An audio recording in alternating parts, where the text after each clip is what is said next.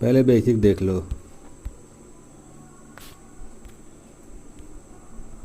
BCE यानी before common era, जिसको हम लोग बोलते हैं BC बिफोर क्राइस्ट, और CE इसको बोलते हैं कॉमन एरा या करंट एरा। ठीक, इसको बोलते हैं AD भी। ठीक, इतना समझ गए।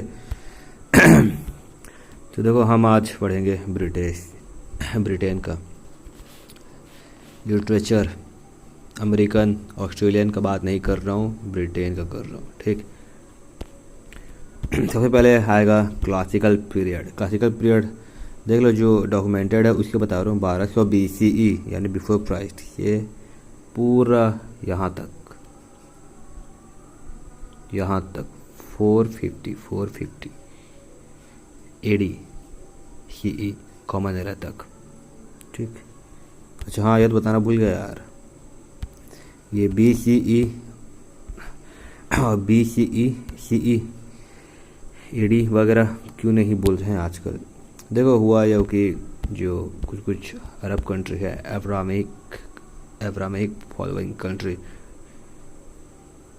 जो है, इजराइल हो गया, क्रिश्चियंस हो गए, अरब हो गए, कई लोग ना जो है इजराइल ज्यूइश लोग क्राइस्ट को नहीं मानते। ठीक, तो लोग बिफोर क्राइस्ट बोलना नहीं चाहते, उन लोग बोलते हैं बिफोर करंट एरा, क्योंकि उन लोग ज्यूइश है, क्रिश्चियन नहीं है। तो हम क्यों बोले बिफोर क्राइस्ट, और इसलिए उन्होंने एक यूनिवर्सल सबके लिए एप्लीकेबल वाला नया निकाल दिया, BCE और CE कॉमन एरा AD, ये वाला। ठीक, फिर हाँ देखो यार, वीडियो बनाने में बहुत मेहनत लगता है। ₹1 डोनेशन चाहिए हम लोग को, ताकि मोटिवेट हो सके। ओनली ₹1। वीडियो पसंद आया तो फॉलो कर लो, ₹1 डोनेशन कर दो। यूट्यूब में इनकम तो आ नहीं रहा है आजकल, सब्सक्राइबर भी बढ़ते नहीं हैं। ओके, वापस चलते हैं अपना इस पर।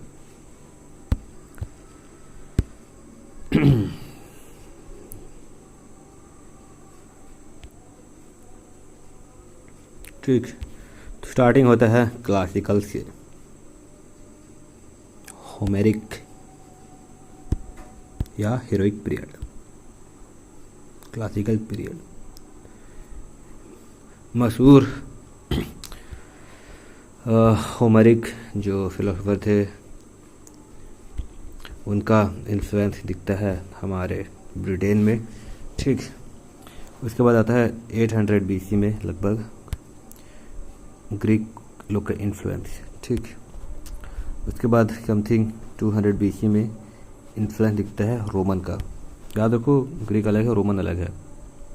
ठीक, उसके बाद लगभग ऐसे चलते चलते जाता है, ये रहा 0 AD या फिर 0 CE कॉमन एरा। इसके बाद AD चालू होता है, यहाँ से AD चालू हो जाता है, यहाँ पर 450 में कॉमन एरा यानी सॉरी, यहाँ पर क्लासिकल पीरियड ख़त्म हो जाता है। ये देखो, स्क्रीनशॉट भी लेते जाओ बीच बीच में। उसके बाद जो इस पीरियड में एंग्लो सैक्सन पीरियड। ठीक, आप इंग्लिश ब्रिटेन का हिस्ट्री पढ़े होंगे तो पता होगा कि बहुत सारे कंट्री ने ब्रिटेन पर हमला कर दिया, इंक्लूडिंग डेनमार्क, नॉर्वे, उधर से स्वीडन, इधर से फ्रांस, स्पेनिश।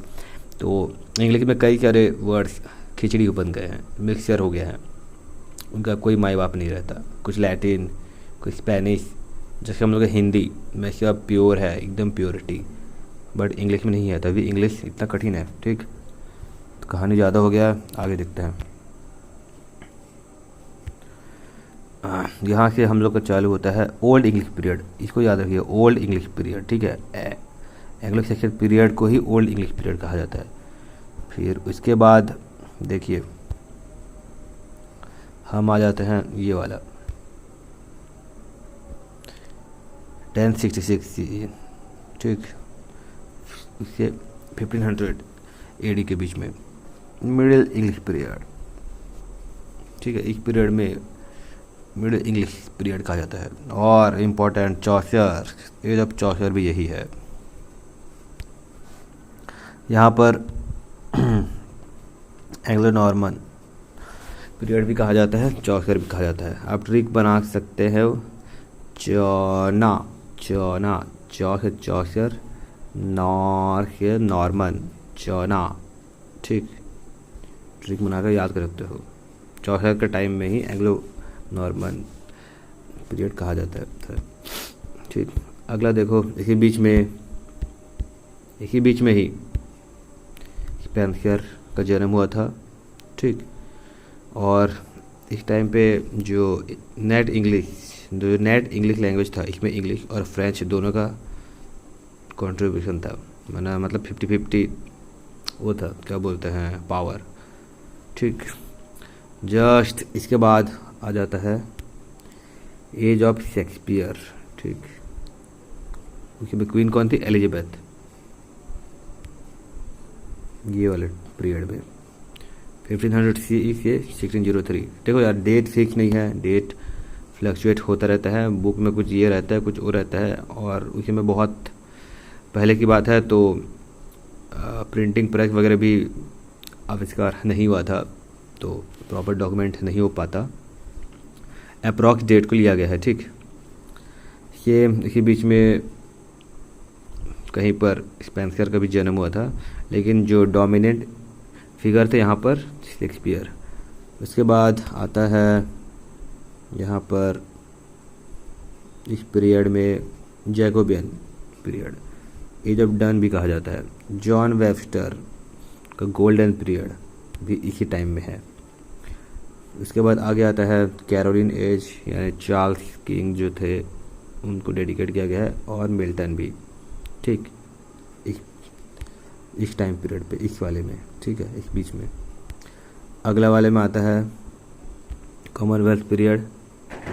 ठीक, और ध्यान से देखो, ये ई वाला पार्ट में, इस पीरियड में ना प्यूरिटन लोग डोमिनेट किए थे। ठीक, और एक बात देखो, इस पीरियड में यहाँ से जहाँ रहने का पीरियड था, देखा जाए तो एलिजाबेथ का एज से ही चालू हो गया था रहने का पीरियड। रहने का मतलब वही न्यू डेवलपमेंट, न्यू नॉलेज, कुछ नया न्यू स्टार्ट हो गया था, एक्सपेरिमेंटल फेज। ठीक, वहीं से चालू होता है। आगे देखते हैं, स्क्रीनशॉट लेते जाइएगा। उसके बाद है रिस्टोरेशन पीरियड। ठीक, रिस्टोरेशन पीरियड, इसमें क्या हुआ था, किंग को हटा दिया गया था, बीहेडेड मार दिया गया था, और कोई नहीं था कंट्री में रूल करने वाला। तो नॉर्मल जो सेपरेटिस्ट ग्रुप थे उन लोग अपने पार्लियामेंट चला रहे थे, लेकिन क्या हुआ, लोग नाराज़ हो गए। कुछ समय बाद चला नहीं पाए कंट्री को, तो वापस बुलाए फ्रांस से। फ्रांस भाग गए थे ना, जो उनके दूर के नोबल फैमिली रिलेटेड जो किंग के थे, वो लोग फ्रांस भाग गए थे प्रोटेस्ट से बचने के लिए। आखिरी में उनको फ्रांस से बुलाए, आ जाओ किंग बनो, मोनार्की को रिस्टोरेशन करो। इस वजह से इसको रिस्टोरेशन पीरियड कहा गया है। इसको ड्रैडन भी, एज ऑफ ड्रैडन से भी मशहूर है। उसके बाद आता है एज ऑफ पोप का, अगस्टन एज भी इसी में है फेमस। जो नाम है ना, इनको तो आप अच्छे से कर लो। ये एज ऑफ जॉनसन, इस जो, क्योंकि पूरा एज ही इनको डेडिकेट किया गया है, तो समझ सकते हो कितने महान होंगे इन लोग। तो इनका तो आप ज़रूर से प्रैक्टिस कर लीजिएगा, नोट बना लीजिएगा। उसके बाद आता है रोमांटिक पीरियड, इस बीच में 1598 से 1837 के बीच में रोमांटिक पीरियड। ठीक, उसके बाद आता है विक्टोरियन पीरियड, क्वीन विक्टोरिया यहाँ पर थी। उसके बाद इस पीरियड पे है एडवर्ड पीरियड, और यहाँ से 1901 से इस तक मॉडर्न पीरियड चालू हो जाता है। और उसके बाद पोस्ट मॉडर्न पीरियड के पूरे प्रेजेंट तक। ठीक, देखा जाए पोस्ट मॉडर्न पीरियड के बाद ही थिएटर ऑफ अब्सर्ड आना चालू हो गया था। और ये हम लोग का मॉडर्न पीरियड इस बीच में ना वर्ल्ड वार हुआ था देखो, तो ज़्यादातर जो लिटरेचर है आपको वॉर के रिलेटेड दिया जाएगा। तो जितना भी वो है स्क्रीन शॉट ले सकते हैं।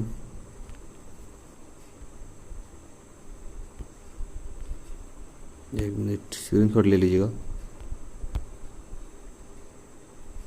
ठीक है, ले लीजिएगा स्क्रीन शॉट।